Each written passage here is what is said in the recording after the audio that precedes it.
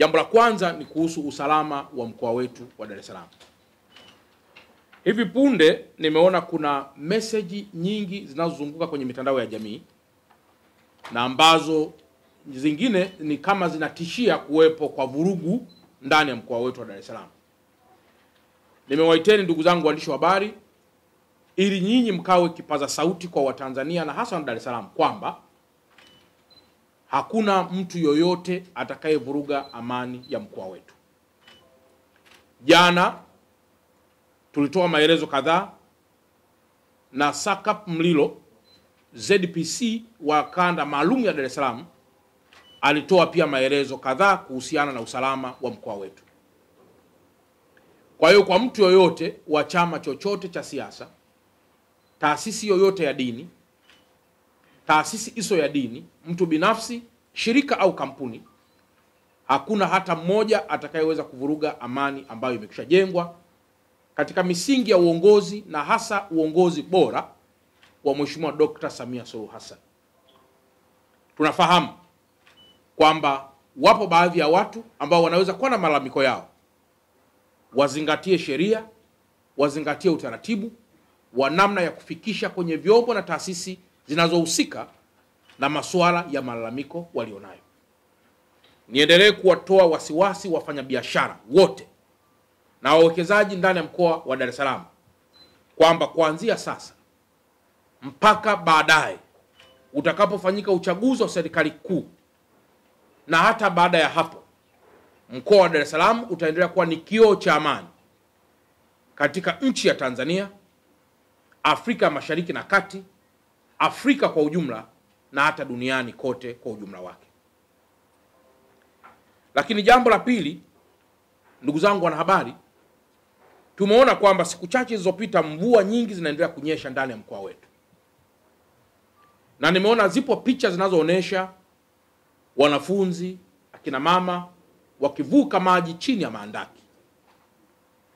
Na pengine picha hizo kuonesha kwamba serikali hakuna kitu chochote ambacho kimekwisha fanyika. Naomba ndugu zangu waandishi wa habari niwape taarifa kwamba Dar es Salaam kwa sasa tunaendelea na utekelezaji wa miradi mingi ya madaraja, barabara za lami na zisizo za lami. Lakini tunaendelea pia na miradi mbalimbali ya kuimarisha vivuko. Tunaendelea pia na miradi mingineyo mingi ya kuhamisha baadhi ya miundombinu katika barabara kama vile miundombinu ya DAWASA, miundombinu ya umeme, ili pia kuweza kupisha ujenzi mkubwa wa miradi ambao unaendelea. Tuna barabara za TANROADS ambazo zinaendelea kujengwa. Tuna barabara za TARURA zinaendelea kujengwa. Lakini tuna vyanzo vya mapato mbalimbali vinavyofinance miradi hii. Serikali kama moja wa financer wa miradi hii, wadau wa maendeleo kama vile Benki ya Dunia, kama vile Benki ya Maendeleo ya Afrika, pamoja na wadau wengineo ambao wameendelea kumuunga mkono Mheshimiwa Rais wa Jamhuri ya Muungano wa Tanzania kindakindaki. Jambo la kwanza, ujenzi wa daraja la Jangwani. Mtakumbuka kwamba mwaka jana Waziri wa Ujenzi alitoa taarifa katika siku aliyotualika ya kusaini mkataba wa ujenzi wa daraja la Jangwani. Lakini siku chache zilizopita wananchi kadhaa wamekuwa pia wakitupigia simu kwamba daraja halijaanza kujengwa. Naomba nitoe taarifa kwamba sasa mkandarasi amekwishaanza kujenga camp ambapo atatunza vifaa vyake kwa ajili ya kuanza ujenzi wa daraja hilo. Lakini kama mnakumbuka pia daraja hilo lilitolewa ufafanuzi mzuri na Waziri wa Ujenzi. Na sasa Waziri pia wa Ujenzi anaendelea na mikakati ya kuhakikisha kwamba mkandarasi anaanza kazi hiyo haraka kwa mujibu wa taratibu. Na kama mnakumbuka pia alipewa miezi michache, sio zaidi ya miezi karibu 4 au 3 ya kumobilize resources, wakati pia anasubiri kulipwa kitu kinachoitwa advance payment. Kwa ndugu waandishi wa habari, kuhusu daraja la Jangwani, Mheshimiwa Rais wa Jamhuri ya Muungano wa Tanzania amedhamiria kwa dhati kwamba mwaka huu daraja hilo litaanza kujengwa. Na pengine palipo majaliwa hakitakuja tena kuwa kilio na malalamiko makubwa kwa Watanzania wa Dar es Salaam.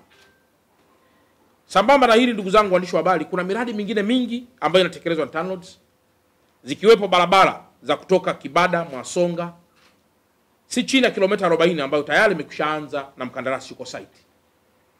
Barabara hii imelalamikiwa kwa muda mrefu, lakini itatengenezwa kwa si chini ya bilioni 90 au zaidi ya bilioni 90, ambazo zote hizi zinatolewa na serikali ya Jamhuri ya Muungano wa Tanzania kwa mkono wa baraka na heri wa Mheshimiwa Rais wa Jamhuri ya Muungano wa Tanzania.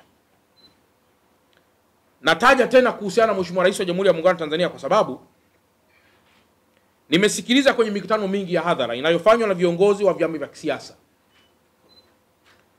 kwamba fedha zinazotumika kwa ajili ya ujenzi wa madaraja, barabara na miradi mingine ya maendeleo ni kodi za Watanzania. Kwa hii inamaanisha kwamba Watanzania na viongozi wa vyama vya kisiasa wanafahamu fika kwamba mchango wa kodi ni kuleta maendeleo kwa Watanzania. Sasa kila Mtanzania achukue nafasi yake kujiuliza, au kila mwana Dar es Salaam achukue nafasi yake kujiuliza kwamba kama Tanzania ina population ya sio chini ya watu zaidi ya milioni 60, na kama leo kwa mujibu wa TRA tunaambiwa wanaolipa kodi halisi hawazidi labda milioni 3, maana yake ni kwamba wanaolipa kodi hizi halisi bado sio wengi kwa mujibu wa population tulionayo ndani ya taifa letu.